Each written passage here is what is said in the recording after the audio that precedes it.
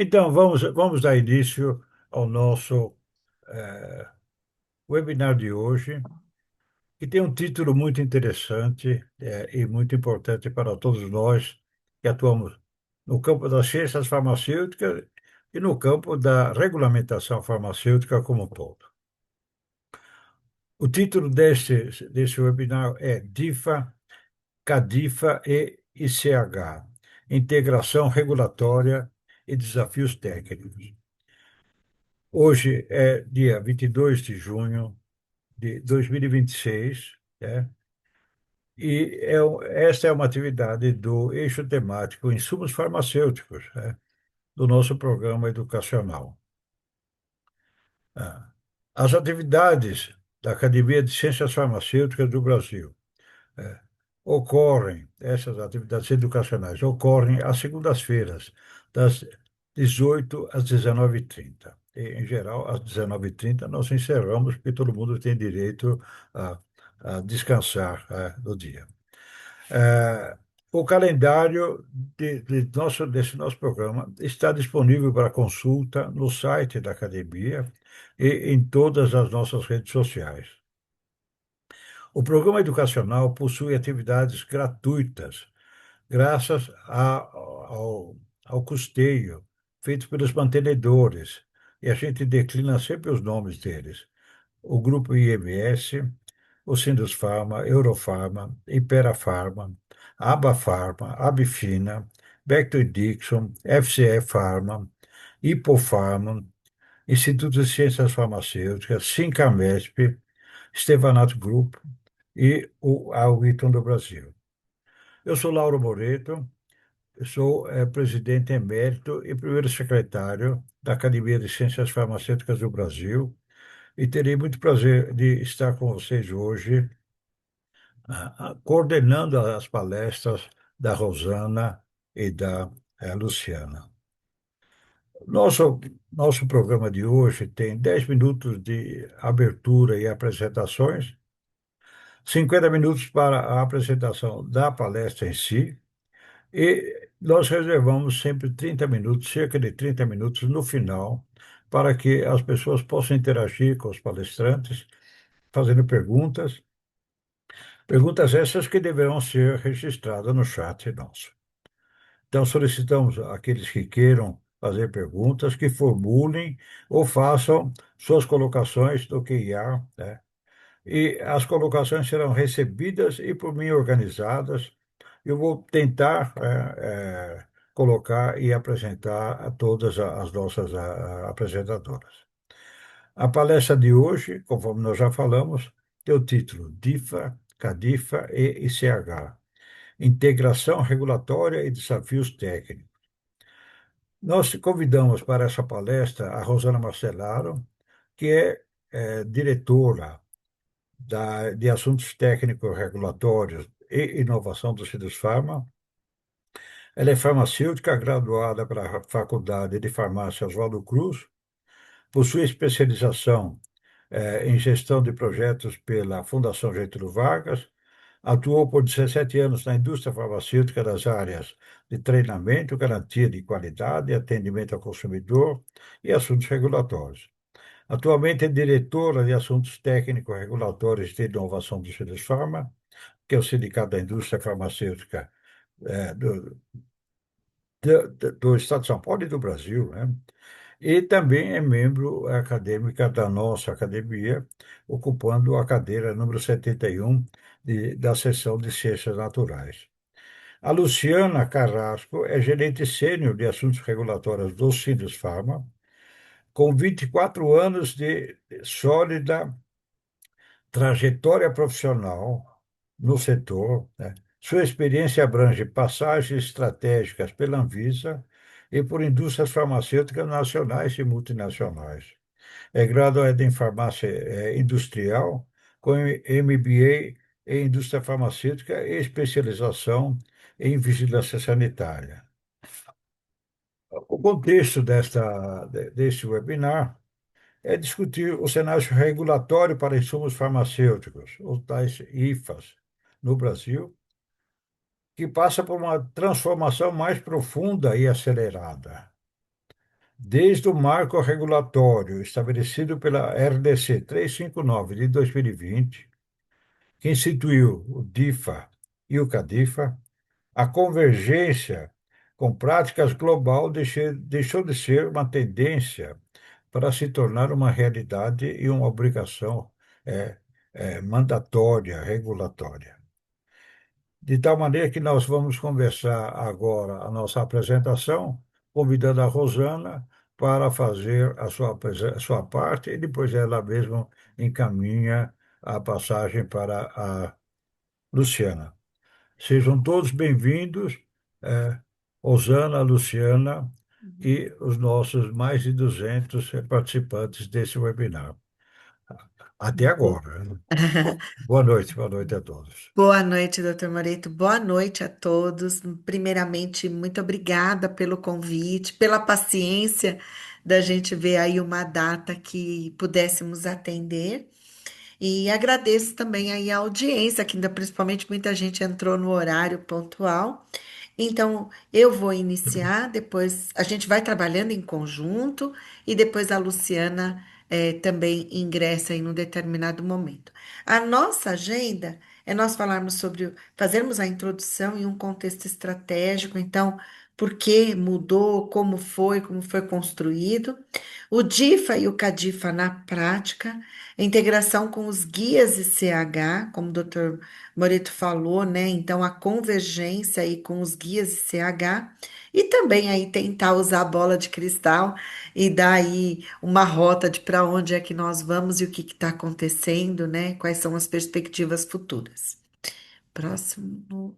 Então, primeiramente, tem um ponto aqui bastante interessante, pessoal, que até 2024 nós não tínhamos claramente uma definição de vários insumos, não só do insumo farmacêutico ativo, mas alguns outros também, que esta norma, para quem não conhece, a gente chama de uma norma guarda-chuva, porque é uma normativa que foi publicada no final de 2024, quando ainda tínhamos a diretora Meiruzi Freitas, era uma ideia mesmo dela de ter uma norma que citasse tudo que fosse necessário para se regularizar produtos no Brasil. Então, ela vem descrevendo quais são as normativas específicas, mas aborda todo o fluxo, todo o ordenamento regulatório para que você faça a regularização de um produto, independente da categoria que ele pertença. E nesta normativa veio a definição clara de insumo farmacêutico ativo. Vocês vão ver que o insumo farmacêutico ativo ele era descrito desde, desculpa, 1976 na Lei 6360. Só que com um nome, né, doutor Meto, que nos incomodava muito, que era droga, né? Que era um outro contexto, mas esse era o insumo. Também descreve o que é um insumo análogo. O insumo farmacêutico ativo atípico é quando um recipiente passa a ser um ativo numa determinada formulação. Exemplo, por exemplo, das lágrimas artificiais, onde nós temos recipientes, né, como os polietileno glicóis, que nesta composição eles têm uma capacidade de hidratação e funcionam aí como uma lágrima artificial. O dinamizado, que vocês já sabem, para os produtos dinamizados homeopáticos, biológico, sintético, e aqui eu chamo a atenção de vocês também para um insumo, um IFA semissintético e um IFA vegetal, o IFA que é decorrente de uma droga vegetal, de um derivado vegetal. Um outro ponto bastante interessante para vocês é que todos esses insumos aqui, eles têm uma DCB, eles têm uma denominação comum brasileira, que é a forma padronizada de utilizar uma nomenclatura, seja ela de que empresa, de que produto for, ele tem um nome. Muitas vezes é um nome que já existe, por exemplo, no CAS, né, no Chemical Abstract, mas também existem alguns insumos não ativos que a Anvisa elege essa nomenclatura. Isso padroniza tanto o preenchimento de vocês. E aqui eu chamo preenchimento dos formulários de petição por vocês. Mas aqui eu chamo a atenção também para essa discussão que acontece atualmente dos IFAs que nós temos, que são os IFAs sintéticos que tiveram origem de uma molécula biológica. Por eles terem uma estrutura semelhante ao produto biológico e originador, eles têm a mesma DCB. Vocês entenderam? Então, eles têm a mesma nomenclatura, só que são produtos com origens diversas. Então, aqui na 948 é possível vocês verem todas essas definições. O próximo, Luciana.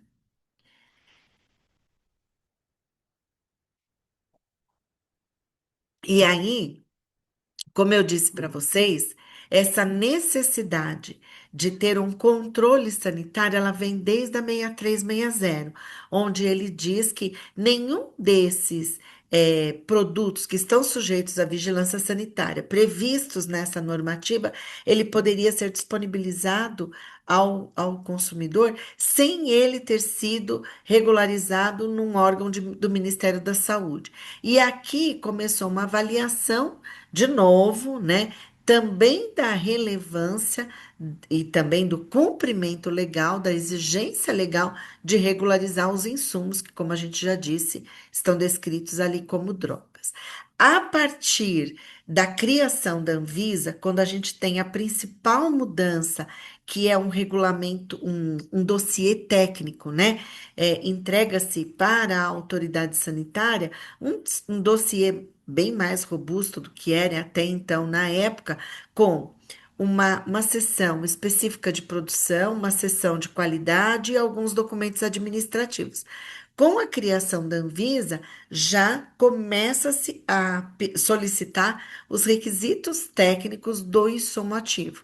Então, o insumo ativo já tem que corresponder, informar mesmo as suas especificações, começa a ter a necessidade do envio do laudo também de controle de qualidade do fabricante. Então, informações técnicas a respeito desse IFA. E o primeiro regulamento que aprovou um regulamento técnico para medicamentos genéricos, que foi a 391 de 1999, ela já tinha requisitos relacionados ao IFA. Por quê? É muito fácil de entender, né, pessoal? É fundamental que tenhamos um IFA de qualidade semelhante ou equivalente, é melhor dizer, né, ao medicamento originador, porque isso é um requisito fundamental para que depois a gente tenha produtos aí intercambiáveis e que vão demonstrar isso a partir da bioequivalência, né?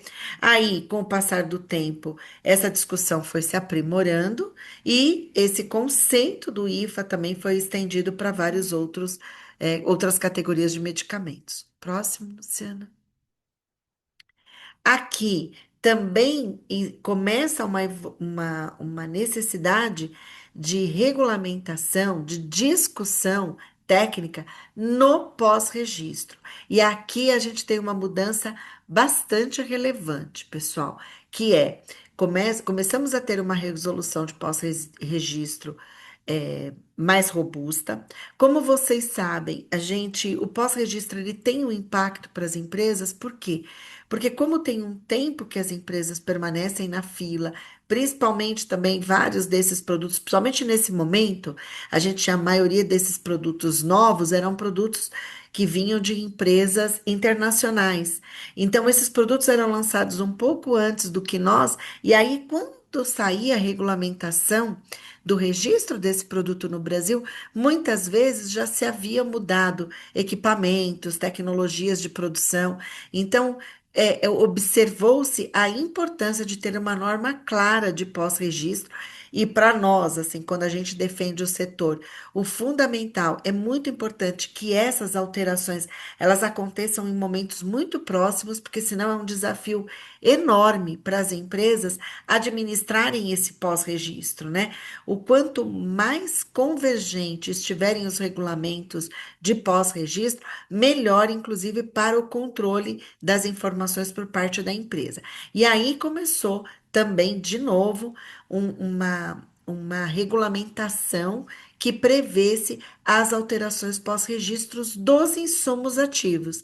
E aqui também eu quero dizer para vocês, aproveitar para dizer para vocês que uma das grandes mudanças da 48 de 2009, que foi uma norma, que foi uma das normas mais melhor consolidadas aí de pós-registro, para a 73 de 2016, ela tem um ponto que é fundamental, onde ela exige provas, evidências, tanto do genérico como do medicamento de referência, nessa manutenção das mesmas condições no momento do registro, com o passar do tempo, conforme as mudanças pós-registros forem acontecendo.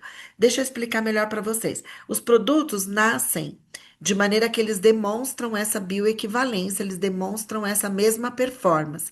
Mas, a depender do volume de alterações pós-registro, que acontece ou no originador ou mesmo no genérico ou no similar, esses produtos no final eles podem não mais ser é, é, terem uma mesma performance. Isso não significa que são ruins, mas que eles são diferentes. E pela lei, eles têm que ser sempre intercambiáveis. Eles têm que ter as mesmas características. Então, a 73, ela exige bioequivalência não somente no momento do registro, mas durante o pós-registro, para sempre ser um regulamento vivo e haver essa equivalência entre os produtos, tá bom? Então, vocês vão vendo aí a importância tão grande do medicamento, do pós-registro e do insumo ativo.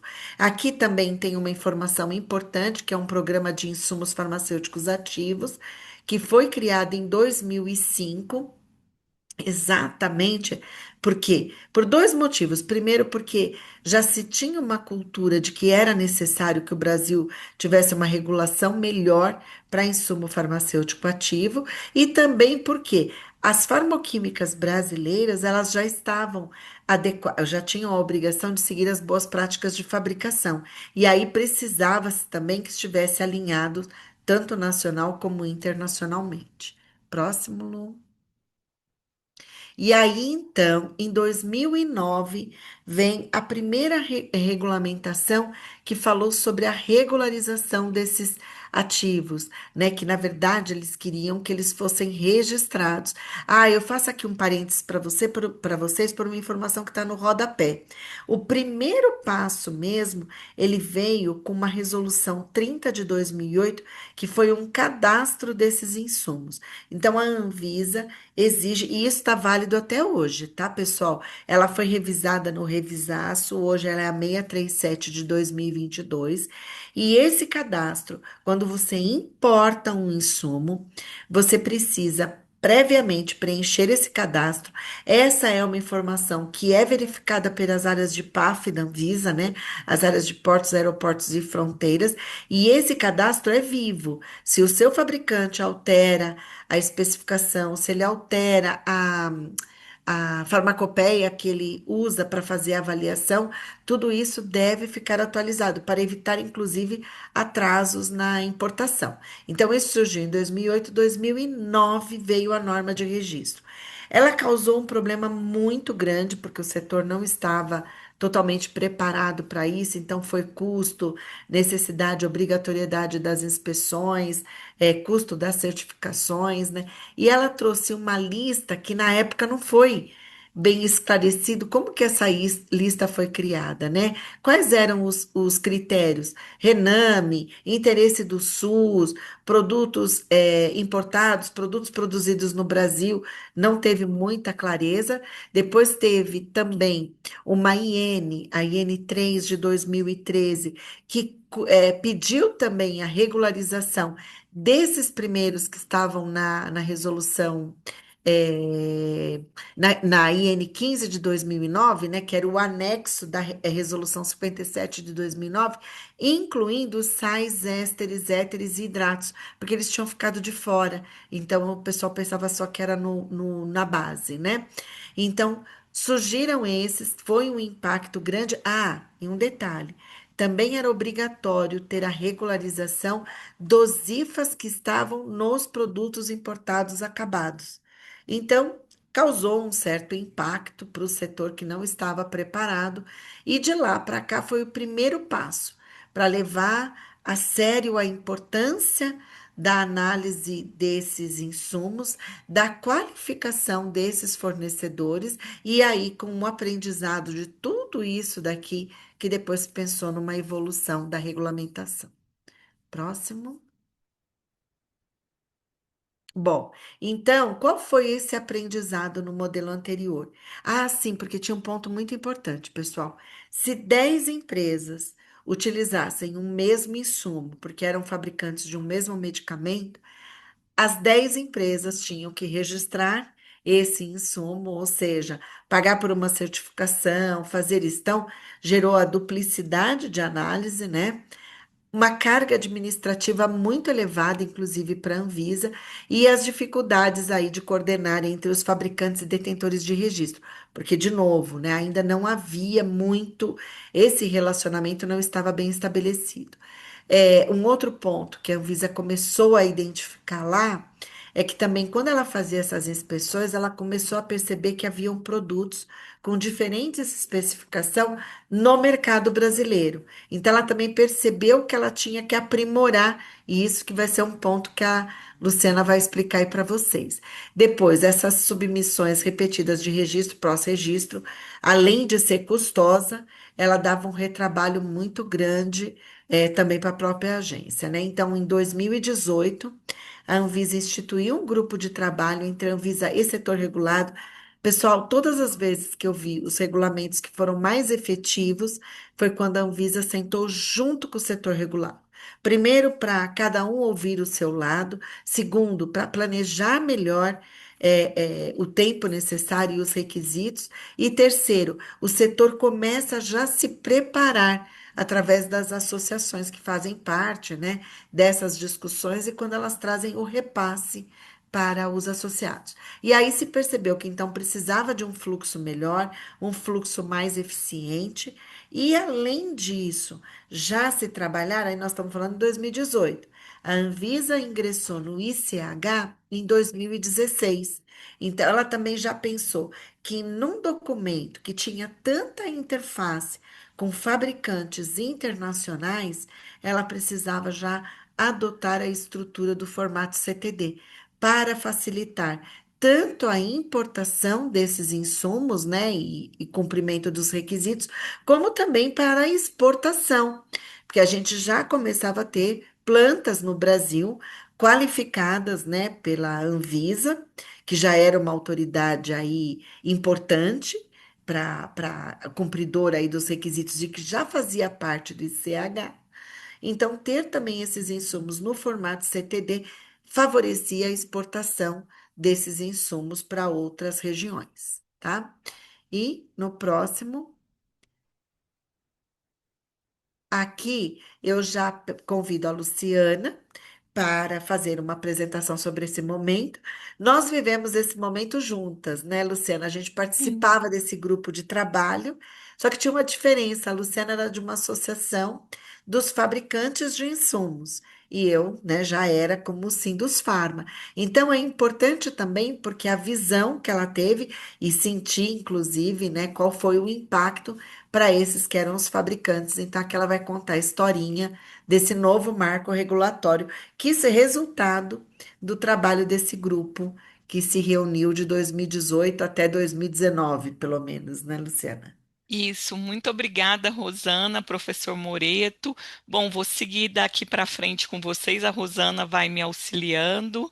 É, então, depois, né, de todo esse histórico e do grupo de trabalho que a Rosana comentou, em 2020, ali, um pouco antes, né, no início praticamente da pandemia, né, veio-se o novo marco regulatório de IFAs através de três RDCs, a RDC 359, que instituiu o DIFA e a CADIFA, e é importante ressaltar, mais para frente eu falo, mas já destaco aqui, que DIFA e CADIFA é exigido para medicamento sintético e semissintético.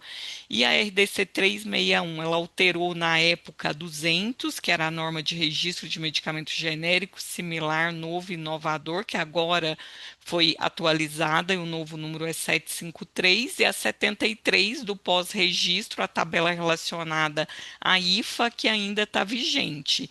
E, em conjunto, veio na época 362 de 2020, que depois também pelo revisaço, que foi um conjunto de atualizações sem mudar o mérito da norma, mas apenas mudando a técnica legislativa, atualizou essa norma para 672, que é onde se define os critérios para a CBPF de fabricantes de IFA.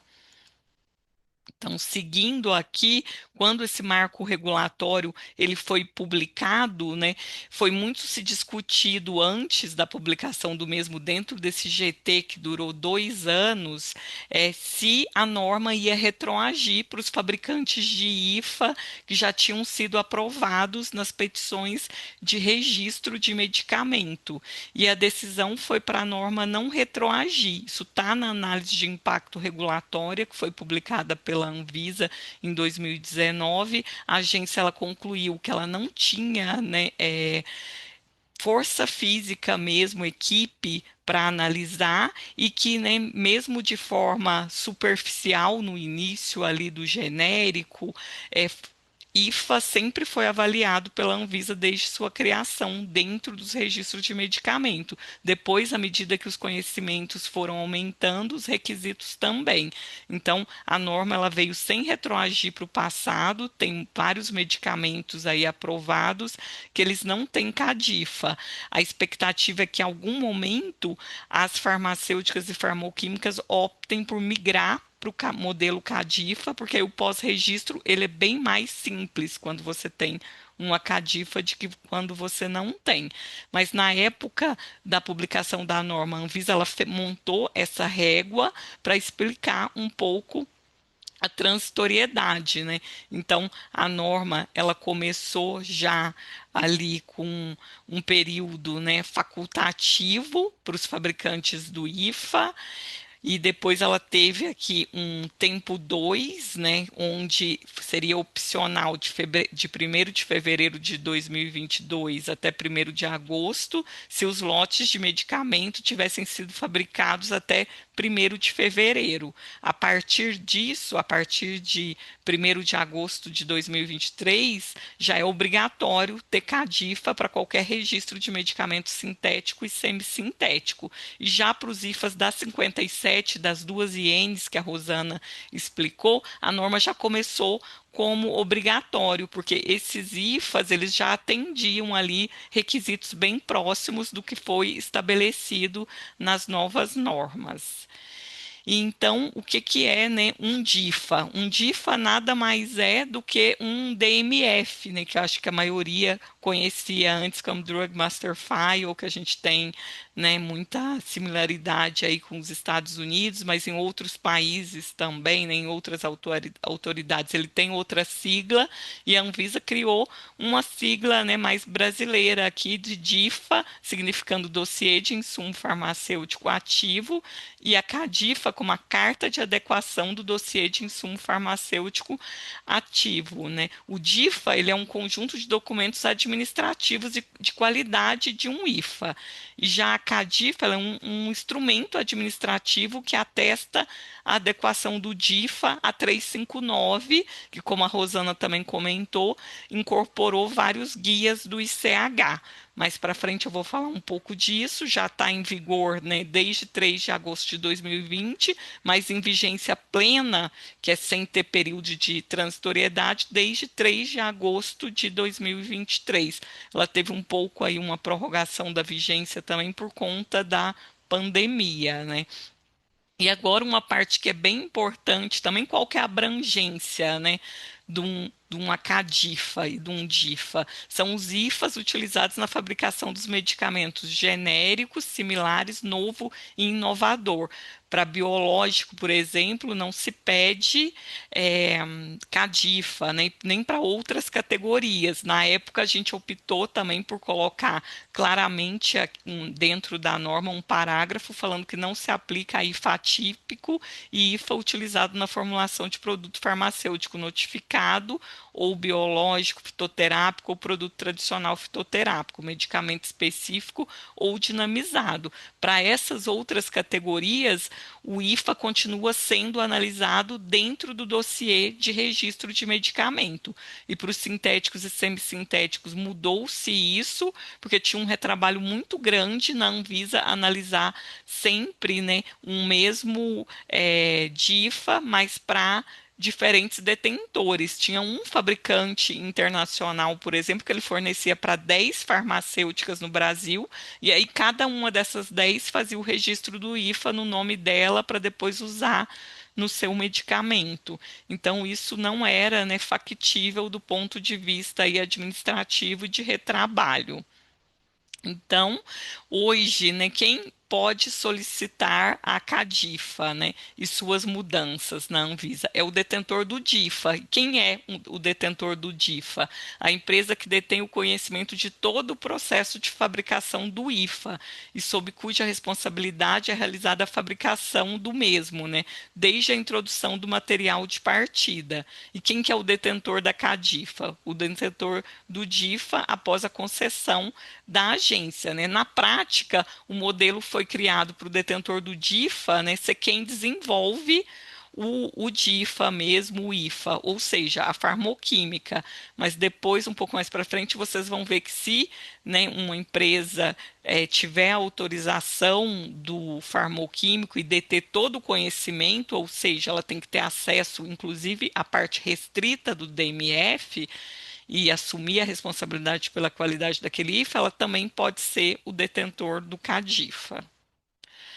Aqui nesse outro slide eu trouxe um pouco, né, que sempre gera dúvida aí, o que é parte restrita, o que é parte aberta. Então isso aqui eu extraí de um slide da própria Anvisa, da COIFA, de uma apresentação que eles ministraram no Sindusfarma. Isso também está público no site da Anvisa e facilita bastante, porque aqui nas colunas, né, eles já deixam claro e o que é restrito, o que é aberta. A parte aberta, a indústria farmacêutica, ela tem que enviar, né, na íntegra para a farmacêutica.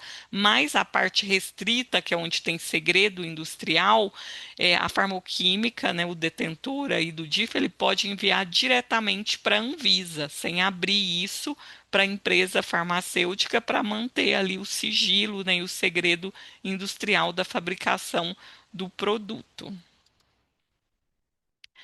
Aqui também mais um pouco explicando, né, quais os documentos e informações que compõem o DIFA e classifica as seções do DIFA em parte aberta e parte restrita. Um DIFA, basicamente, ele é composto de documento administrativo, que é o módulo 1 do ICH, que tem documento aqui regional, Brasil, formulário de petição, e pensando em CTD, entra-se aqui os documentos técnicos do módulo 3 do CTD, que é a parte de qualidade, né? E aí tem a parte aberta e a parte restrita, que pode ser encaminhada diretamente para a Anvisa. E com a implementação da 359, a Anvisa ela formalizou a internacionalização de guias do ICH e ela regulamentou também a implementação do ICH Q3D, que é o Guia de Impurezas Alimentares aqui no Brasil. Então foi um avanço e na época até se deu um prazo um pouco maior para implementação do ICHQ3, né?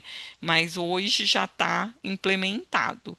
E aqui na outra parte eu deixei aqui um link para quem tiver curiosidade de entrar no site do ICH, né? Vocês podem entrar por esse link e selecionar aqui em ICH Member Anvisa.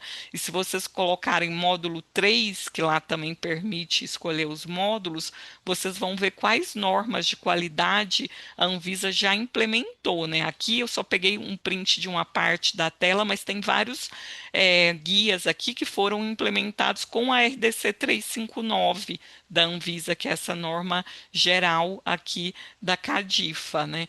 E agora, recentemente, a Anvisa ela fez a consulta pública 1393, nós participamos, também enviamos contribuições pelo Sindusfarma, onde a Anvisa ela traz uma atualização pontual na 359 aqui, dos guias ICH. Ela trouxe uma atualização. Então, aqui estão os principais guias do ICH que são utilizados na análise do DIFA, que é o ICH Q1A para estudo de estabilidade de IFA e medicamento, o Q1B de fotoestabilidade de IFE e medicamento, Q1D, agrupamento e matrização para estudo de estabilidade de IFE e medicamento, Q1E, que é avaliação dos resultados de estabilidade, Q2R2, validação de procedimento analítico, Q3R2, impureza em novos IFAs, Q3CR6, impurezas, guias para solventes residuais, Q3R2, que eu já tinha comentado, de impurezas elementares, também o Q6A, testes e critérios de aceitação em novos IFAs e medicamentos relacionados a substâncias químicas, Q11, desenvolvimento e fabricação de IFAs, né? E aí entra até as entidades químicas e também os biológicos, e o M7R2, avaliação e controle de impureza reativa e DNA mutagênico, para limitar risco carcinogênico potencial. Aqui um destaque interessante, né, é que na parte de validação de procedimento analítico para a IFA, sempre foi permitido usar aqui o Q2, ao invés da RDC 166, né, pelas limitações que ela tem, e inclusive, né, recentemente também ela está passando aí por processo de revisão para maior convergência regulatória. Lu, só Ah, vou fazer só um claro. pontinho, se você puder voltar.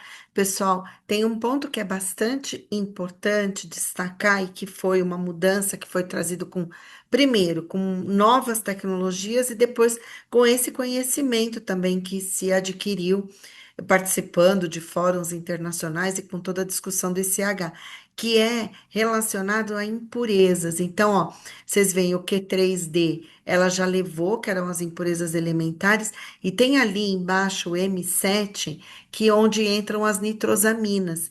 E isso tem dois pontos importantes. Primeiro, o risco dessas impurezas não são apenas os carcinogênicos, mas elas são muitas vezes responsáveis por eventos adversos, digamos assim, simples, mas que às vezes em número elevado e às vezes por causa de uma determinada rota de síntese. Então, transtornos gastrointestinais, por exemplo. Mas além disso, as impurezas hoje também se tem uma preocupação porque às vezes ela dá um pico, como se fosse de teor do ativo, ela confunde, mas na verdade é o teor mais impurezas. Então, por isso que esse conceito também começou a ser muito trabalhado, é muito importante, e hoje não basta mais só o teor, mas tem toda uma discussão também sobre as impurezas, como grande impacto no desenvolvimento dos produtos, dos medicamentos, né? Só isso, Lu. Perfeito.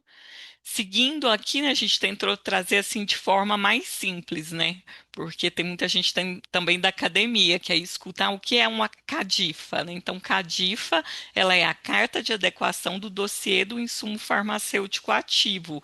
Ela é um instrumento administrativo que atesta a adequação do DIFA, que é o dossiê do insumo farmacêutico ativo, à norma vigente da Anvisa, que é a 359. Em outras palavras, ela atesta que a qualidade do IFA é adequadamente controlada pelo conjunto de testes que compõe sua especificação. Então, a CADI substitui o certificado de análise, nem garante com o lote do IFA, mas ela atesta que a documentação entregue para a Anvisa ali, né, ela atende os critérios naquele momento, a análise documental. E para que serve uma CADIFA? A CADIFA válida, vigente, ela é necessária para o deferimento de um registro de medicamento genérico similar, novo, inovador, ou para um pós-registro de medicamento dessa categoria. No pós-registro, não é para todo pós-registro, mas para frente eu explico melhor um pouco isso. O que aparece numa CADIFA, né? número e data da emissão, nome e número da DCB e do caso do IFA, razão e endereço do detentor do DIFA, razão social e endereço dos locais de fabricação. Então, nessa coluna do meio aqui, né, tem o que aparece nela, prazo de reteste, enfim, né, campo de declaração de acesso, onde o fabricante ali, o detentor da CADIFA, autoriza a farmacêutica a ter acesso à parte aberta ali daquele IFE, utilizar aquela CADIFA, e quando, né, a CADIFA é avaliada pela Anvisa. Ela é avaliada quando ela estiver associada à petição de registro ou pós-registro de medicamento, ou após ser aprovada a prévia manifestação de interesse do detentor do DIFA, ou após convite público da DICOL. Até o momento, né, não teve nenhum convite público da DICOL, nenhuma aprovação prévia da Anvisa de manifestação de interesse. Tem, inclusive, várias petições lá de interesse, mas se não tiver o vínculo ao registro do medicamento por limitação de recursos humanos, a Anvisa ela não tem feito essa análise. E aí, inclusive, a COIF ela exige, né, que seja feita uma notificação do processo de CADIFA com o objetivo de mostrar para a área técnica da Anvisa que aquela CADIFA ela está vinculada a um registro ou pós-registro do medicamento. E aí esse peticionamento ele é feito pelo detentor do registro do medicamento usando um desses dois códigos. E aí com esse peticionamento, a COIFA, que é a Coordenação de Insumo Farmacêutico Ativo da Anvisa, né, ela coloca essa CADIFA ali na fila de análise, porque se for só manifestação de interesse, não tem prazo e fica numa fila parada lá na Anvisa, né? E aqui nesse outro slide a gente trouxe um pouquinho também para falar qual que é a diferença ali entre CADIFA e CBPF. Então a CADIFA, né, como eu citei há pouco tempo, ela é uma análise ali da conformidade dos documentos administrativos, que eles atendem todos aqueles requisitos lá do ICH e os demais requisitos pedidos na 359, enquanto, né, a avaliação de CBPF ela tem o objetivo de verificar, né, o cumprimento das boas práticas de fabricação do IFA em si. Então, BPF, todo fabricante de IFA ele deve cumprir com as boas práticas de fabricação dos insumos farmacêuticos ativos. A 654, que é a norma de 2022 de boas práticas de fabricação de IFA, ela está totalmente alinhada com o ICH Q7 também. E a CADIFA, ela, né, não é emitida caso se constate descumprimento de boas práticas de fabricação. E se já tiver CADIFA, ela pode ser até suspensa. E para aprovação do registro do medicamento, é requerido o CBPF do fabricante do IFA, emitido pela Anvisa, válido, né? E uma inovação também que as normas do marco regulatório trouxe foi esse dispositivo aqui na RDC 672 de 2022, que determina que a Anvisa pode a qualquer momento realizar inspeção sanitária de rotina ou de investigação de denúncia ou possível irregularidade em qualquer fabricante de IFA utilizado em medicamento no Brasil, independentemente do processo de certificação. A recusa em receber a inspeção da Anvisa ensejará a abertura de processo administrativo sanitário, podendo ser suspensa a importação, comercialização e uso, assim como ser determinado o recolhimento dos produtos envolvidos. Então, esse artigo aqui entrou, né, na norma de inspeção internacional de IFAs, foi um pedido à época, né, eu estou vendo a Marilene aí na audiência da Abquif, que a gente trabalhou nisso, porque todos os fabricantes de IFA aqui do Brasil, né, já eram certificados em BPF, cumpriam todos os requisitos do ICH Q7, inclusive estavam na whitelist para poder exportar para a Europa e entrava-se no Brasil vários fabricantes de IFA não tão qualificados. Isso caiu muito na época da RDC 57 de 2009. Se vocês olharem a análise de impacto regulatório da Anvisa também, né, eles falam lá que mais de 50% dos fabricantes dos IFAs que tiveram registro e CBPF obrigatório tiveram que sair do Brasil, porque eles não cumpriam as boas práticas. Então, foi um desafio grande, mas o setor foi se adequando e se qualificando cada vez mais. Aqui eu trouxe um pouco agora da norma de registro, né, que é a RDC 753 de 2022, que é a norma para registro de genérico similar, novo e inovador. E essa norma, no artigo 16, ela estabelece que no ato do protocolo de um pedido de registro de medicamento, a farmacêutica solicitante do registro deve apresentar as seguintes informações referentes ao IFA, né? Você tem que apresentar a CADIFA, em nome do solicitante do registro de medicamento, com o número de referência do DIFA, autorizando o uso do DIFA como parte de análise do medicamento objeto da petição de registro. 2. Declaração assinada pelo responsável técnico ou pessoa designada por este, atestando que a fabricação do IFA é conduzido de acordo com a BPF de IFA, né, a partir da introdução de material de partida. E aqui também eu faço um comentário que essa declaração assinada não é um Word ali, uma folha falando, esse fabricante de IFA atesta e você anexa só o CBPF do IFA emitido pela Anvisa. Não, você, empresa, né, indústria farmacêutica, tem que apresentar uma evidência de que você auditou esse fabricante de IFA ou um terceiro, né, uma pessoa designada pela sua empresa e que ele cumpre as boas práticas de fabricação do IFA, né? E além disso, ainda você tem que apresentar o número do expediente do CBPF de IFA na Anvisa ou o próprio já CBPF do IFA deferido. Uma vantagem é que para fabricante de IFA, a RDC 497 de 2021, que é dos requisitos administrativos de CBPF, ela permite que seja usado, né, o certificado vigente de diferente solicitante. Então, se uma empresa farmacêutica X, né, ela foi solicitante para um determinado fabricante de IFA da China, por exemplo, e você, empresa farmacêutica Y, quer comprar desse mesmo fabricante internacional, já tem um BPF vigente, você não precisa pagar outra taxa e pedir para a Anvisa, né?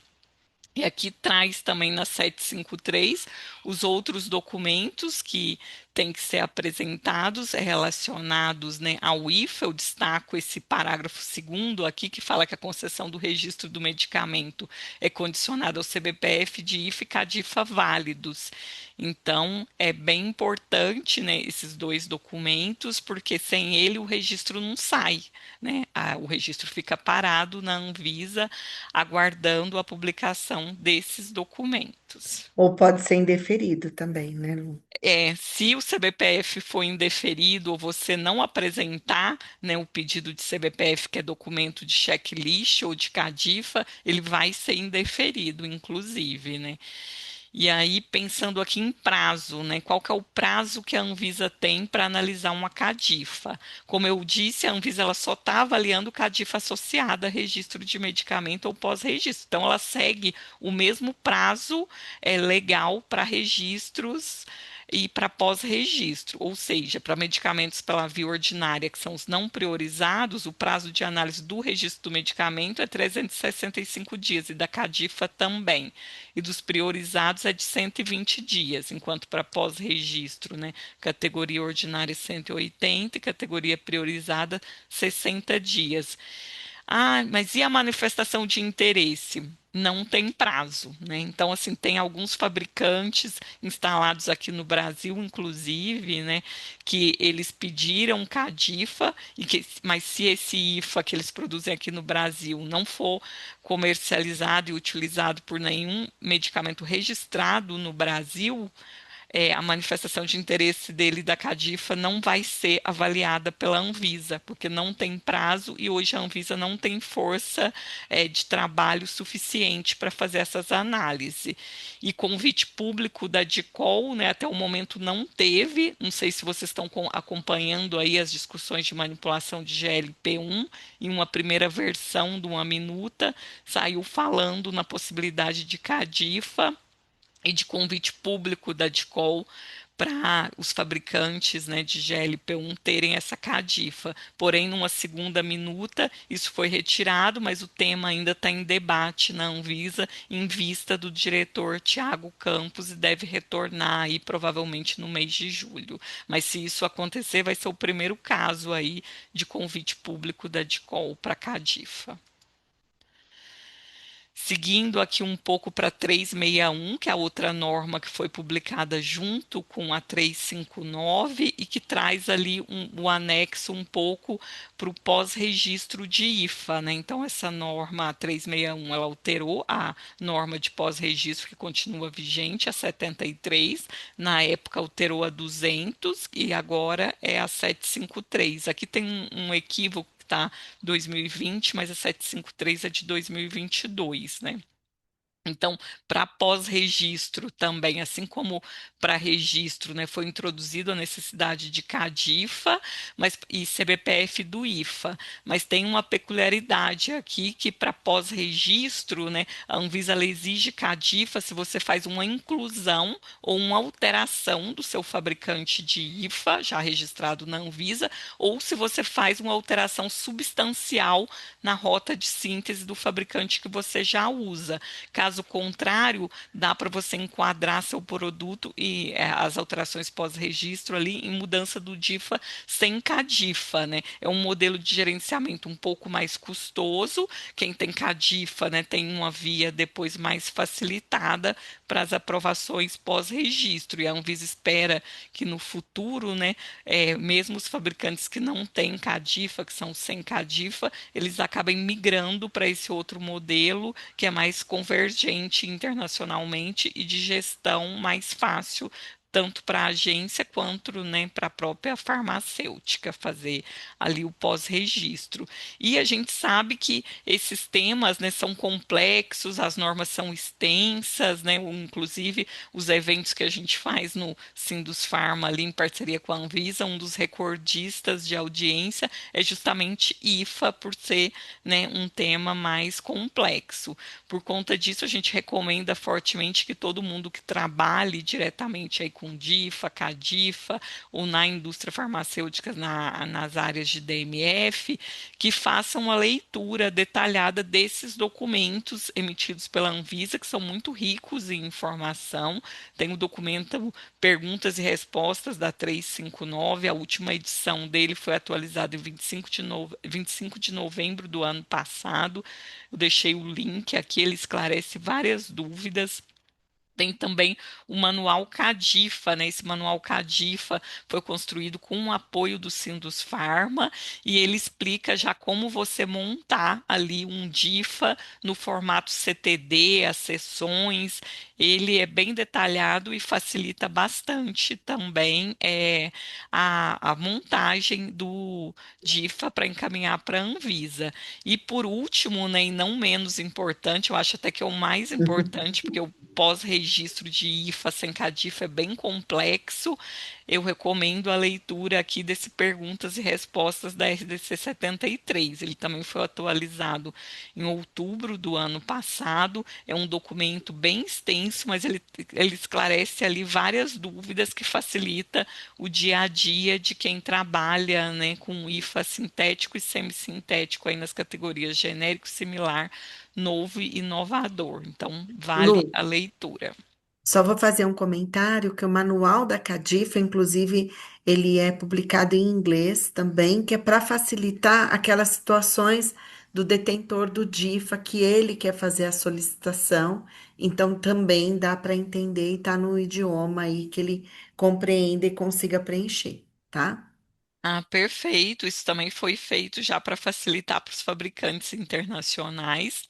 E aqui, né, a gente já está quase chegando ao fim. Eu trouxe um pouco também para falar aqui do Reliance, que é o aproveitamento de análise, né? Para a IFA foi atualizado recentemente, esse ano, pela IN 403, ela atualizou a 289 e ela ampliou um pouco as autoridades regulatórias estrangeiras equivalentes que podem ser utilizadas aí para fim de aproveitamento de análise de IFA, né? Então, foi incluso aqui a EMA, a Agência Europeia de Medicamentos, mas a agência centralizada, né? Não as descentralizadas de país, porque é na centralizada que se faz a análise eh, específica dos IFAs. Também entrou a agência canadense, que é a Health Canada, a OMS já estava, né, e se manteve, EDQM também já estava e foi usado como modelo à época de construção dessa norma. Inclusive, para o EDQM, EDQM, a inovação agora trazida pela 403, é que quem já tem, né, o CEP, que é o documento emitido pelo EDQM, é dispensada inclusive a apresentação de documentação instrutória nos termos do parágrafo 2º do artigo 4º, ou seja, se você tem CEP, né, você já vai ter ali um reliance para ter uma CADIFA. E entrou aqui também a agência japonesa como aplicável para IFAs. E pensando, né, na parte dos desafios, opa, pulei.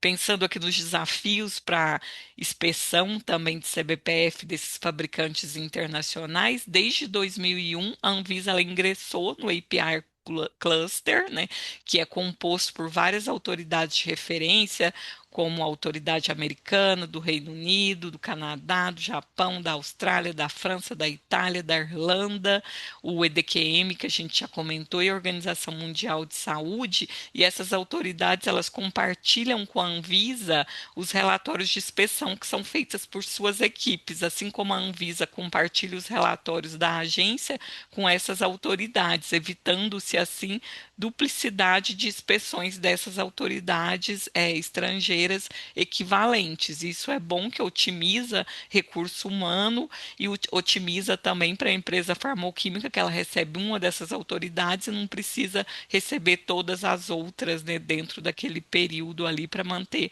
o seu CBPF vigente em todos esses países ativo. E aí eu pergunto para vocês, né, se vocês deram alguma curiosidade de saber, e essas CADIFAs já emitidas, né, elas são públicas, eu tenho como consultar isso? E Tinha sim, desde, viu, né, Lu? Já tive até uma pergunta para gente que eu ai, que assinalei bom. que você ia responder ao vivo. Alguém já tinha perguntado. Que bom, porque isso é possível. Desde 2024, a Anvisa ela divulgou esse painel Power BI. Aqui também tem o linkzinho, ó, que eu e a Rosana deixamos para vocês.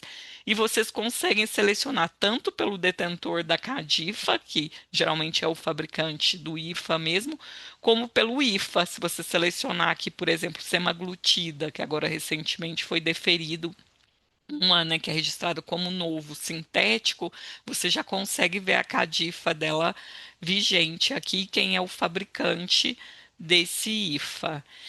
E aqui por fim, né, o nosso penúltimo slide, deixei o link também do site da Anvisa com publicações importantes sobre IFA. Aqui você encontra formulários e modelos, esse formulário de cadastro aqui DHN, por exemplo, ele está todo em inglês e é para um fabricante, né, de IFA internacional que não tem CNPJ aqui na Anvisa, mas que quer ter um número de cadastro único para depois pedir uma CADIFA.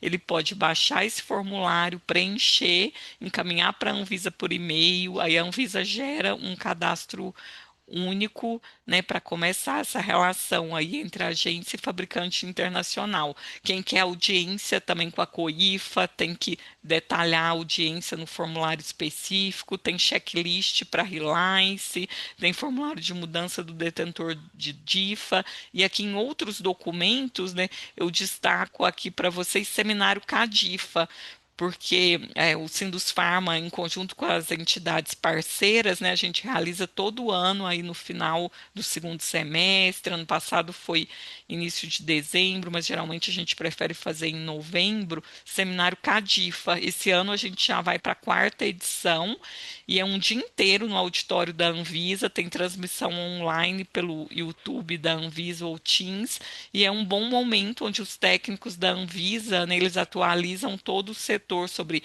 exigências mais frequentes, como montar um DIFA corretamente para obter uma CADIFA, e também sana várias dúvidas regulatórias do setor. Esse ano a gente vai divulgar quando a gente for fazer, né, ele é gratuito para qualquer interessado, a gente pode avisar também o professor Moreto para vocês fazerem a divulgação aí pela academia.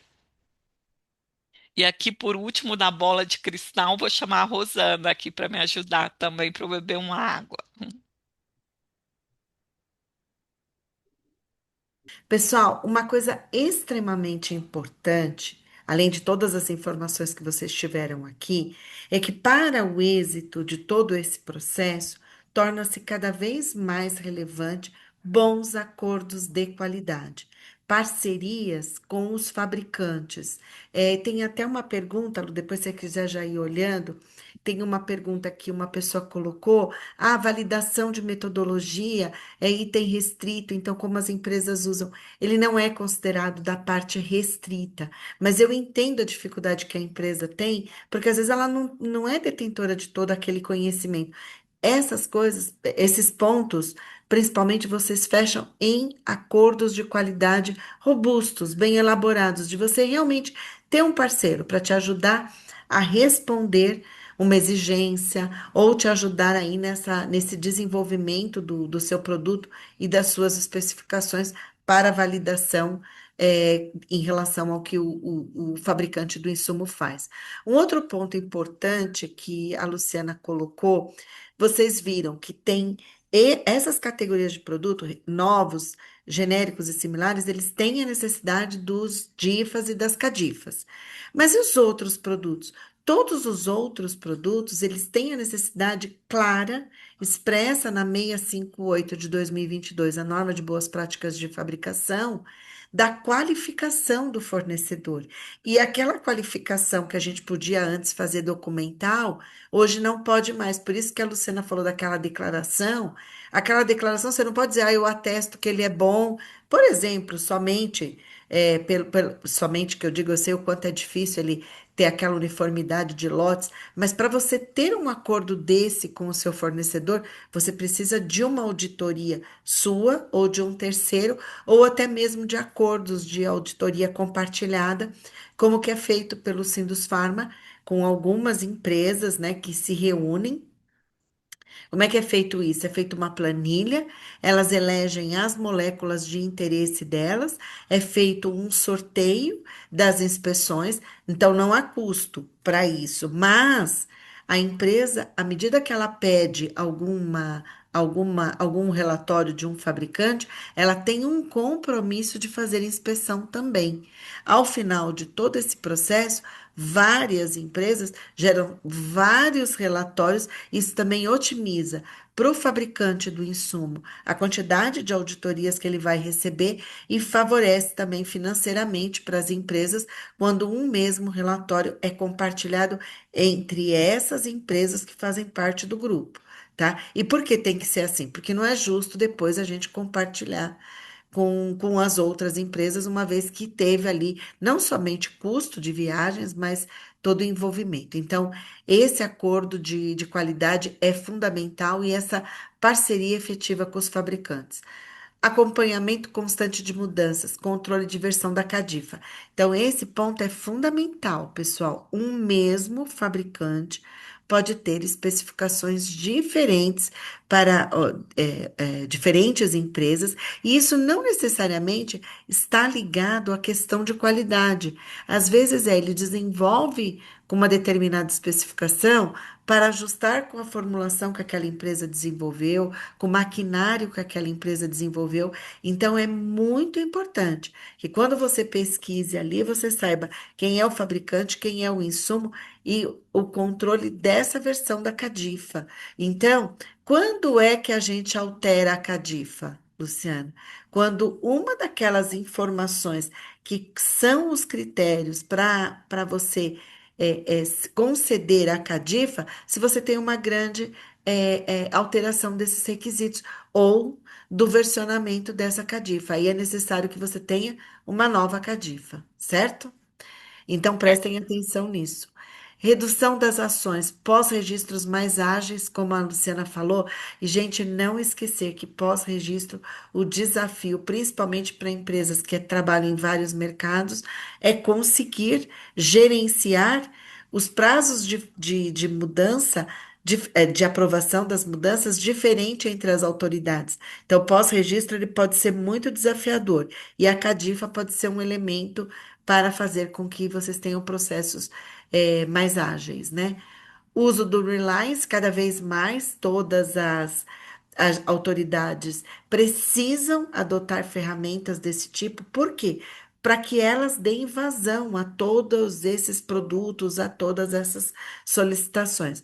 Nós tivemos aí um período ruim, né, Luciana, com a Anvisa não querendo abrir mão da certificação, e hoje a gente já tem conversado mais, então até mesmo, né, a gente tem um associado que está situado em Israel, e a Anvisa vai fazer uma inspeção remota nele em razão do problema do conflito. Então, existem oportunidades, existem outras ferramentas, porque também alguém perguntou sobre o prazo de inspeção, aí o prazo de concessão de FICADIFA. Não sei, É Luciana, se você. 365 dias Não. também os prazos para É, mas CBPF, né? eu digo assim, se você tem hoje um registro de um medicamento na fila, automaticamente aquela Cadifa tem que estar aprovada antes do período de emissão do seu registro. Então, isso também é um Isso. desafio, né, para a autoridade, ela tem que lidar com isso, ela tem se organizado para isso, e por isso mesmo que a gente fala dessas outras ferramentas, Reliance, inspeção remota, gerenciamento de risco, eles têm adotado isso para não ficar única e exclusivamente dependendo de inspeções físicas em todos os fabricantes. E aqui embaixo já estava a análise de risco, que vem, hoje a gente tem uma resolução e tem sido adotada pela Anvisa também. Além daqueles mecanismos que a Luciana colocou, onde eles podem trocar relatórios também, tá? Então, não necessariamente evitar uma avaliação, mas eles podem focar em alguns pontos específicos, trocando informações do relatório de inspeção. Bom, basicamente era isso. A gente Sim. sabe, né, Luciana, que é muita informação, pessoal, mas não tenham receio, tem muito material à disposição para esclarecer as dúvidas de vocês. E Isso, aí, e a apresentação, né, ah, vai ser disponibilizada para vocês também com todos os links aí que facilita o acesso. né? Doutor Moretti, se o senhor preferir que a gente use aqui, que a gente faça o controle, porque tem muitas perguntas. Olha, em primeiro lugar, vamos começar pelo começo, né? Aham. Agradecendo a você, Rosana e a Luciana, por terem apresentado didaticamente uma linda, excelente apresentação, descortinando todos os assuntos que estão envolvidos com DIFA, CADIFA, eh, e com algumas relações aí com ICH e Isso. com a PIC-S também, né? Porque Uhum. estava falando de inspeção, tá? Isso. Esse é assunto do PIC, do sistema PIC, né? Olha, eu não sei por onde começar. A primeira coisa que eu diria é agradecer a você, agradecer a um montão de gente, muitas pessoas que participaram desse evento. Tivemos um pico de quase 290 pessoas ao mesmo tempo, é, ou seja, muita gente entrou e eventualmente saíram, é, e não puderam continuar. Eu não sei por onde começar, de verdade, porque a lista de perguntas que está aqui no chat é tão grande, é, que eu não sei por onde começar. Nós temos aqui alguns elementos que fizeram perguntas sequenciais, dentre eles o nosso companheiro Humberto Zarto, e Gabriel, Maria Goretti, várias fazendo perguntas. Eu vou começar daquele negócio sistema básico. O que entrou primeiro faz a primeira pergunta. Pronto. Então, eu vou passar a pergunta da Aline Cristina Paulo, Pávia. Ela pergunta: há previsão de webinar para tratar das atualizações da RDC 359, né, consulta pública em aberta, e a ordem de serviço 148 de 2026, atual, Ah, para os essa aí eu sei procedimentos responder. da solicitação de CADIFA? Então, Aline, isso vai ser tratado no seminário Cadifa desse ano. Eu já conversei com o Renan, né? Tem duas empresas que já estão avançadas aí no Atol e no seminário Cadifa, né? A gente está para fechar a data, mas deve ser em novembro, com transmissão online e presencial na Anvisa. Vai ser apresentado o resultado da Atol e a COIFA espera também que a consulta pública que está em aberto já tenha sido publicada como a atualização da 359. E aí a própria Anvisa, né, junto com os representantes do setor que participaram da Atol, vai apresentar para vocês e para a gente, inclusive, esses resultados. Vamos para uma primeira pergunta do Humberto Zardo, nosso companheiro lá da Califórnia, né? É. Ótima apresentação. Parabéns. Favor informar a situação do DIFA. Se o fabricante inicial transferir a tecnologia para outro fabricante, seja planta do mesmo grupo ou terceiros. Ótima apresentação. É, Favor informar a situação é. do DIFA se o fabricante inicial transferir a tecnologia para outro fabricante, seja de planta do mesmo do grupo ou de outros. É. É. Acho que eu posso começar, professor. Quando a Luciana colocou quais são os itens que compõem a Cadifa, então existem ali alguns itens que, se há essa alteração, o que tem que se fazer é uma discussão para se permanece o mesmo ou não, porque vai ter que ser emitida uma nova Cadifa.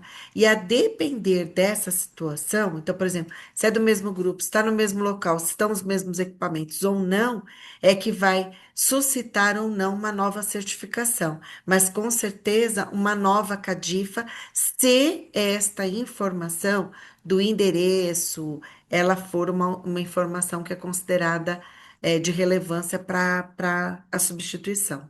Certo? Você quer Exatamente. complementar alguma coisa? Não só complementar a questão do CBPF, né? Como vai ser transferência de tecnologia, outra planta tem que ter CBPF e provável, é praticamente certo que você vai ter que pedir outra CADIFA também versionada para essa planta. Aqui Porque às tem. vezes é uma mudança de nome, né, de uma empresa que foi incorporada ou não, mas É.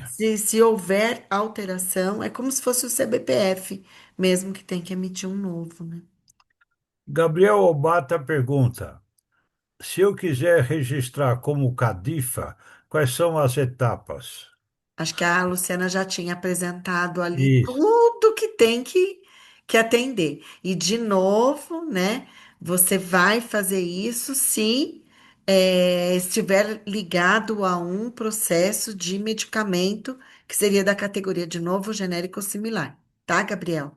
Exato. O primeiro A passo é Maria ter o Gorete. cliente ali, É, farmacêutico. isso. A Esse da Maria Gorete eu Gorete. respondi, doutor Moreta. É só a gente clicar porque ela falava da validação Tá de ser bom. uma parte Quem restrita, mais né? que nós temos aqui? O Aurélio. A Califa tem validade igual a um registro de medicamento? A Aurélio. DIFA, ela não tem validade, mas se você fizer qualquer alteração nela, né, que seja substancial, você tem que pedir um novo versionamento. Aí você tem, mas se você manter aquelas especificações, ela continua vigente. Aí, O senhor pulou um que era da Renata, da CP 1393, como ela foi bem recente, acho que a Luciana você pode comentar, né? Ela não trouxe então, grandes alterações. então, deixa eu ler a pergunta. Aham, Na consulta pública 1393, houve alguma discussão de como será apresentada a Cadifa primária para aqueles produtos em que o material de partida é considerado um IFA, não sintético? Aqui é a pergunta, né? uhum. Houve alguma discussão, houve alguma discussão de como será apresentada a cadifa primária para aqueles produtos em que o material de partida é considerado um IFA não sintético? Ou mesmo aqueles insumos que não possuem DIFA? Nesse caso, Renata, não vai ser exigido uma cadifa primária para ele, né? A cadifa primária, ela é para quando já é um IFA ali, por exemplo, né?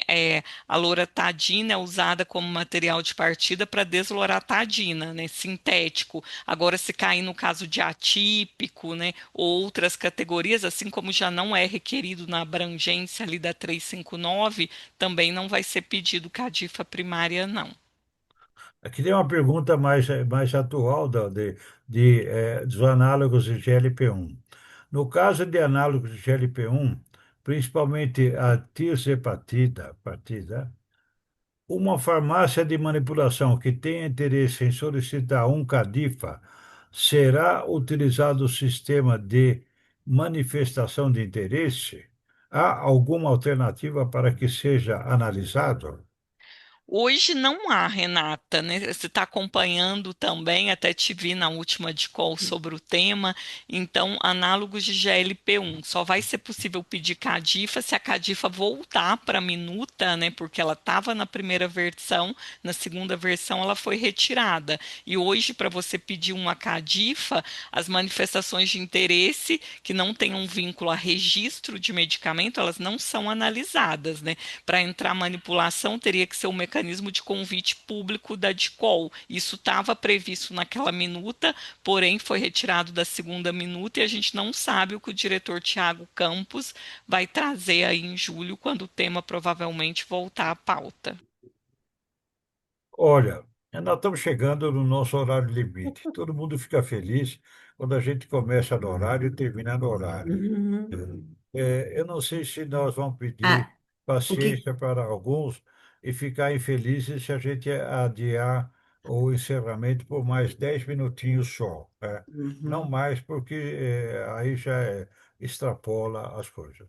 E se depois desse prazo ainda ficar alguma, doutor Morito, a gente pode responder e mandar para vocês da academia, tá? Isso, a Né? Cibele Sim, separa com essas certeza. perguntas e repassa a vocês com os nomes e os e-mails das pessoas. Tá. Humberto Zardo pergunta mais alguma coisa. Qual é Ah, o entendimento do Brasil para o uso de IFA que passou os testes após a data de reteste? então, professor, eu só posso falar, Lu. Foi uma discussão quando da revisão da norma da 658 de 2022, que é a de boas práticas. Então, é lá que está essa discussão.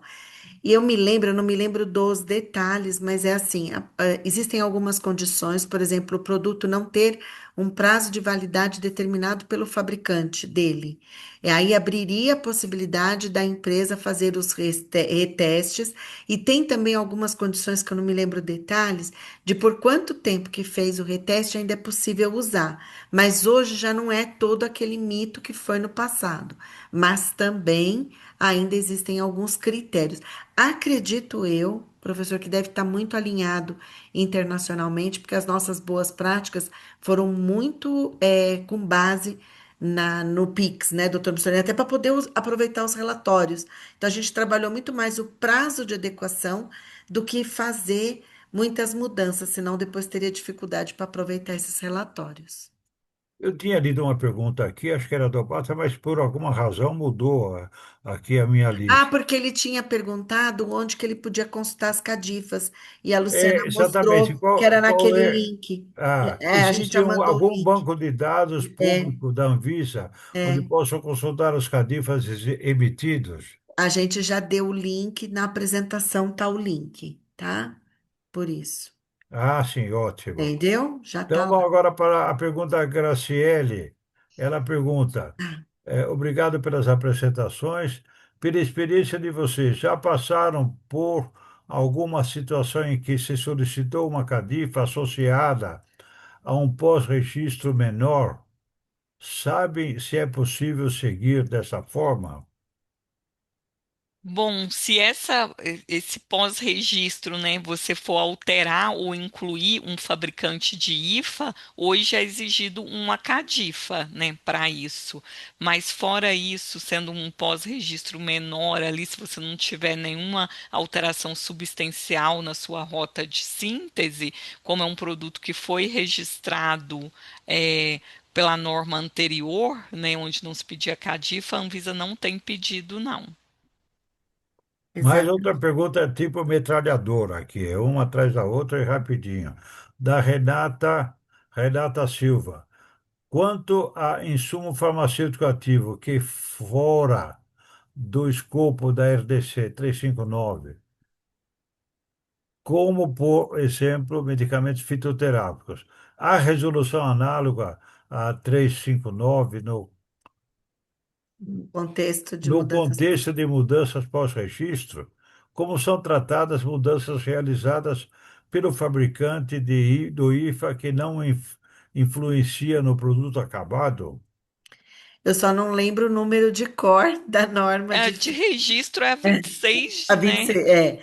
mas Isso, que é depois recente. é, Agora, a de Pós, pós-registro, também não é, estou lembrando. mas dá para a gente comentar. Você vai encontrar essa informação olhando, né, o pós-registro. A gente pode depois passar um número que eu também não me lembro. Mas o que é importante destacar aqui? Primeiro, que teve uma mudança muito importante, relevante, recente. Foi o ano passado, né, Lu? Não foi esse ano, né? Foi ano Que passado. alterou, que alterou a forma de nós controlarmos a qualidade, que era um ponto, doutor Moreto, que só o Brasil que fazia daquele jeito. Que eram, lembra daqueles marcadores? Consideravam-se todos como marcadores ativos, davam um trabalho doido para as empresas fazerem a validação. Esse sim, viu, Gorete? Fazer a validação desses era um desafio, e isso foi alinhado internacionalmente. Então, primeiro, isso já é um ponto positivo, mas ela tem uma norma de pós-registro, e todas essas normas, como por exemplo, medicamento específico também tem, eles têm uma situação diferenciada quando esse pós-registro impacta ou não nas condições previamente aprovadas, tá? Mas eu não lembro só o número. Mas existe do mesmo jeito que eu falei, que todas as normas vão É falar a em mil e qualificação de quatro fornecedor. de Mil- 2025. Isso, 1004. E Tá bom? O Gabriel pergunta: considerando que o dossiê de registro é solicitado ao CADIFA e a aprovação do CADIFA pode levar de 365 a 120 dias, não, 120 É, dias a 365 dias. isso. O processo do CADIFA tem que ser planejado para ser submetido com antecedência ao registro?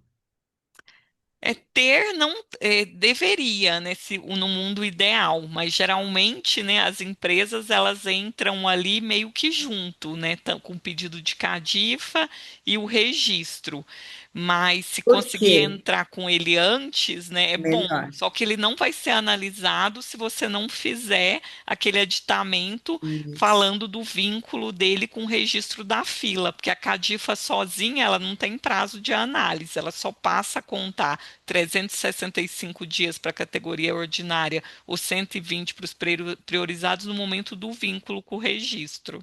Aí, Gabriel, estrategicamente falando, o melhor é que você esteja totalmente preparado e submeta quase que ao mesmo tempo. Porque também, além desse ponto que a Luciana falou, que ele não vai ser avaliado se não tiver um registro, também o pessoal fica monitorando o que que você está fazendo, os seus concorrentes. E aí eles vão saber que você já está em mente de protocolar um registro, porque você já está pedindo a Cadifa. Por isso que deveria fazer meio que simultaneamente. Mas esteja preparado em reunir a documentação, mas a submissão mais ou menos casada, tá? Aqui tem uma pergunta interessante do Matias Prado. Quais seriam ou quais são, os principais itens é, de indeferimento de um CADIFA que a Anvisa considera? Essa resposta você vai encontrar ela detalhada, Matias, naquele link que eu deixei lá do site da Anvisa dentro do seminário Cadifa.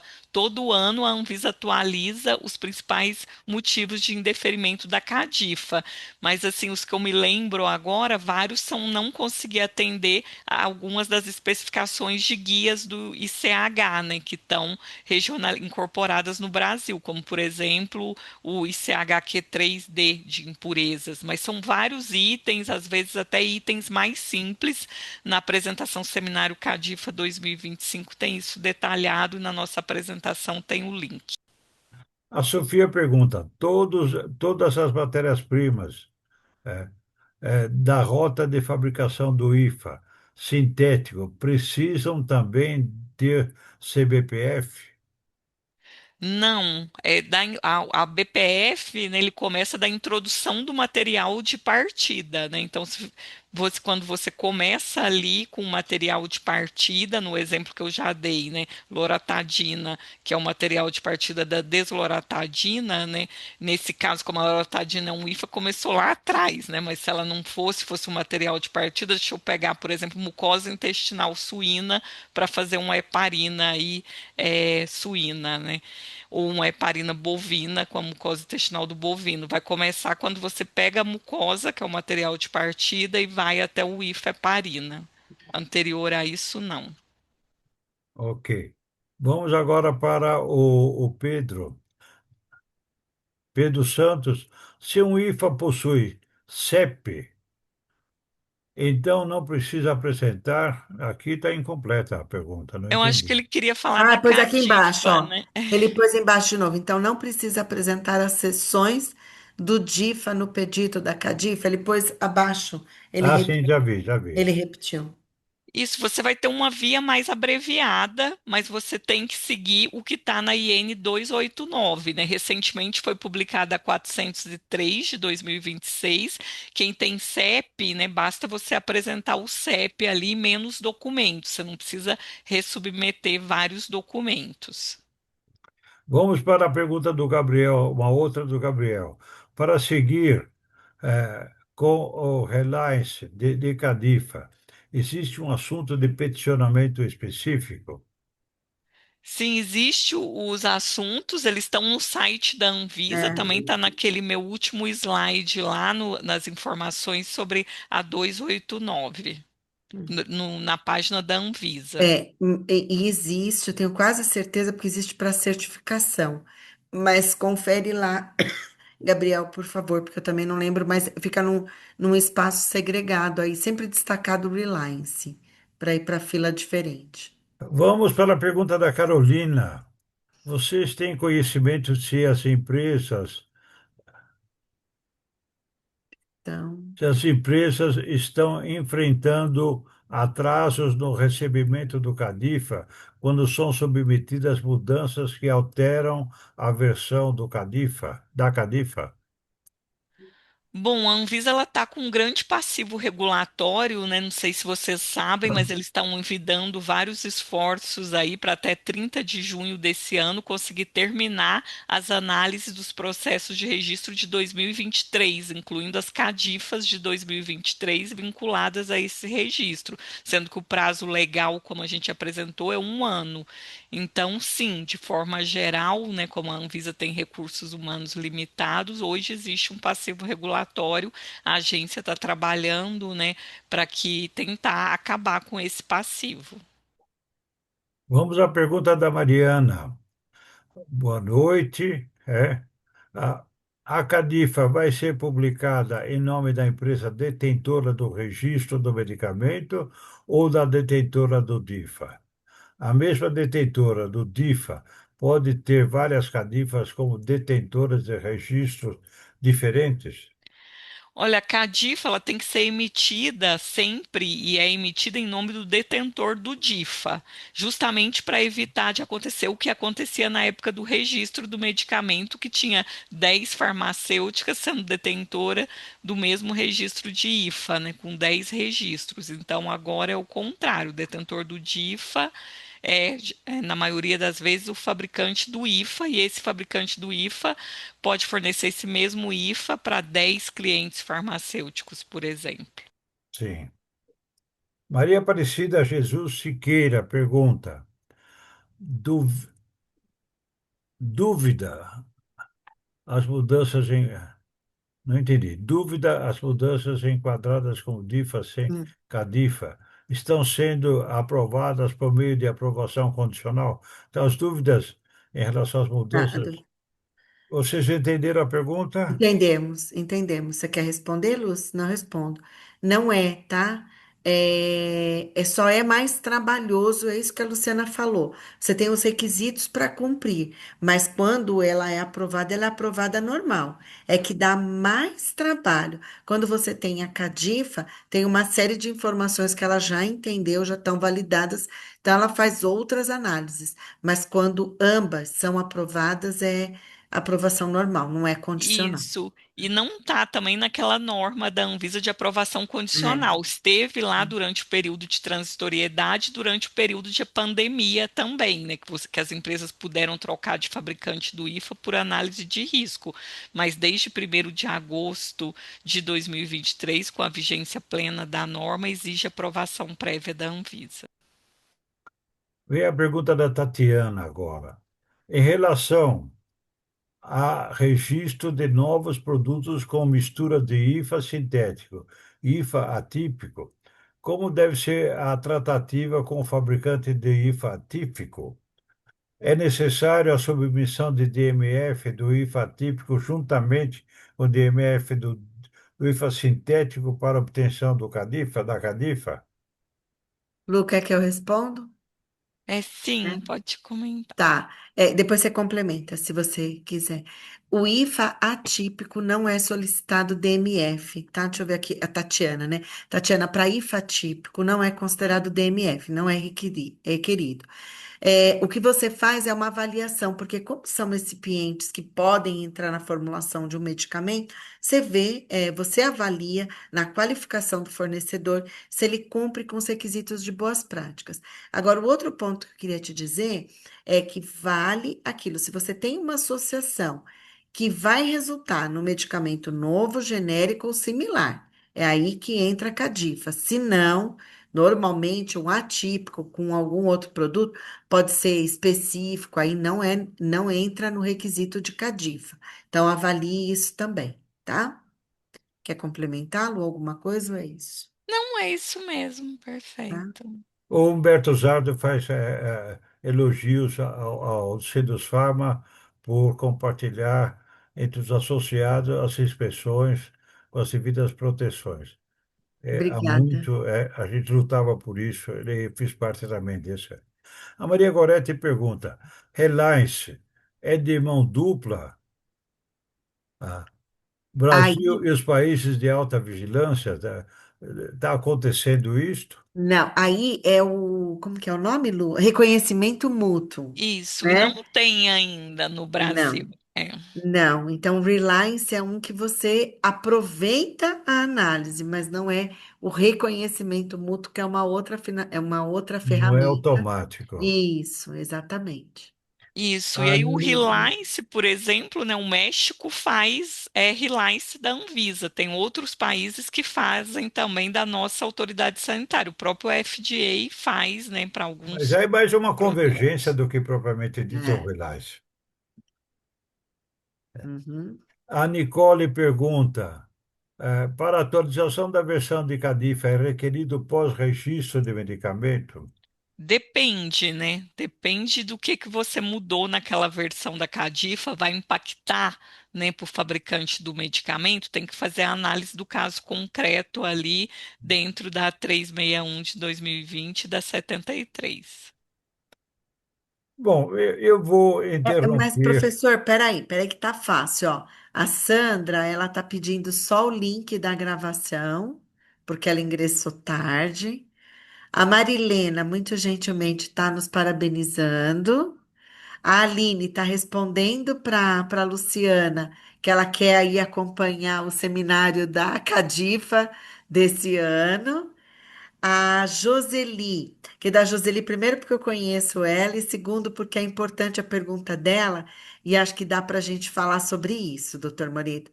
Ela parabeniza tal, e ela fala assim sobre o Reliance. Apesar dos benefícios e da importância do Reliance, a adesão por parte das empresas ainda é pequena. No entanto, recentemente a Anvisa informou que para biológicos a taxa é de mais de 60%.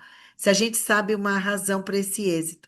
Então, Joseli, nós tivemos, infelizmente, vários indeferimentos no ano passado dos pedidos de certificação utilizando da ferramenta do Reliance para medicamentos sintéticos. Foi uma coisa concentrada de técnicos daquela área. E a área de biológica, ela sempre foi mais aberta, tanto para CTD, para essas ferramentas, ela acompanha muitos fóruns internacionais e tem aí um volume diferente de demandas, né? São demandas mais críticas, mas um volume diferente, e então pode ser essa a explicação, tá bom? Aí eu acho que as outras, mais ou menos a gente já falou, professor, senão depois a gente pode complementá-la se mandar, porque Isso. realmente está parecendo igual pipoca estourando, não para, né? É, mas nós metralhamos essas perguntas muito rápidas e eu queria agradecer novamente a vocês por terem disponibilizado o vosso tempo para compartilhar com o pessoal aqui da academia. Mas eu queria fazer alguns anúncios, algumas informações a vocês, sobre as atividades da academia. Esse tema de hoje foi dos insumos farmacêuticos, e Nós temos outros programas que são apresentados sempre às segundas-feiras, né? Tema que tem chamado muita atenção está relacionado com biodiversidade, com ensino farmacêutico, né? Nós temos também a temática de tecnologia farmacêutica e cosmética, um tema que tem dado muito interesse no bloco das ciências farmacêuticas são as análises clínicas e toxicológicas, é, com um público muito grande, usando as ciências farmacêuticas para diagnóstico de doenças, é, com um apelo muito grande e importância. é, e as pesquisas clínicas, que têm chamado muita atenção também do nosso pessoal. Ou seja, o programa educacional, às segundas-feiras, é, são sempre gratuitos e abertos ao público. Nós temos em andamento um programa sobre inteligência artificial, né, ah, que esse daí é pago, tem uma pequena cota de contribuição para a academia, para a manutenção de nossas atividades, né, falando das etapas do desenvolvimento de medicamentos, utilizando a inteligência artificial, né, até a farmacovigilância, chegando lá na etapa 4, né, praticamente do desenvolvimento de medicamentos. Mas, então, gostaríamos de convidá-los a participar desses eventos, e se inscreverem, porque é importante para a nossa associação, é uma academia, ela não tem, exceto os nossos mantenedores, não tem outras formas de custeio. E o custeio que a gente tem de nossas atividades é por contribuições, né? Os mantenedores ajudam a custear, né? Os próprios membros da academia ajudam a custear, mas nós queremos desenvolver atividades maiores para que a gente fique ainda mais forte. Tem em andamento dois editais para inscrição como membro titular da academia, com cerca de 9 vagas que estão em aberto para diferentes áreas das sessões, e temos um grande bloco, uma abertura enorme para profissionais farmacêuticos, médicos, dentistas, químicos, biólogos, etc., veterinários, que queiram participar de nossas atividades. Para essas atividades, a gente tem uma exigência de tempo de formação relativamente eh, importante. E gostaríamos de convidá-los a se inscreverem, tanto como membros titulares, como membros associados na academia, para que a gente a torne um pouco mais forte do que já chegamos a ser, né? Já evoluímos muito e vamos evoluir muito mais, né? Com a ajuda de todo mundo. Que mais que eu queria de informações? Eu tinha até um grande interesse de um belo dia trazer para cá, né, para um bate-papo, falando das origens de tudo que a gente viu hoje de DIFA e CADIFA, né. Eu vivenciei, quando ainda no Sindusfarma, lutas homéricas no Mercosul para a, a gente harmonizar entre nós um formulário e um bloco de perguntas para as boas práticas de fabricação que pudessem fazer com que todos nós tivéssemos o mesmo conceito de fabricação, tal. Mas uma explosão houve, em todo esse campo, orientada pela, principalmente pela União Europeia, pelo bloco da IDQM, que criou um projeto de qualificação de fornecedores diferentes, e nós também usamos do prêmio de qualidade a qualificação de fornecedores com critérios. Então, hoje a gente está vendo aqui de 2020 e 2022 para cá, né? Mas desde 1992 a gente lutava por ter insumos farmacêuticos que oferecessem qualidade embasada em vários critérios. E tudo isso está sendo hoje formatado com DIFA e CADIFA, e inspeções. De modo que foi muito bom e muito importante ter essa visão atual, né? Mas vocês vão encontrar o grande líder de tudo isso, o Zé Carlos, como é que chama? Da Silva, né? O, lá da Biquife foi né? o O grande Correia, líder, era o Correia, Correia. José Carlos Correia, da Silva, né? Ele foi um grande líder. Tudo isso que a gente tem hoje tem o papel do Correia. Correia ele merece uma distinção de toda o setor farmacêutico e farmacêutico do Brasil pela, pela luta constante e permanente, constante e forte, para conseguir tudo isso. A ele nós damos um pleito de reconhecimento por um grande trabalho. A gente ajudou ele, mas ele era o motor, a locomotiva para esse Desbravador. grande. É isso daí. As meninas Rosana e Luciana, com as quais tivemos recentemente lá em Brasília, na Brasília. Anvisa, nosso agradecimento, Uhum. e, por compartilhar esse conhecimento e tão rápido, tão especial, tão em velocidade, em alta velocidade, né? Muito É, obrigado a vocês todas, e aqueles que nos prestigiaram e que estão é. conosco até agora. Já Ainda passamos, tem.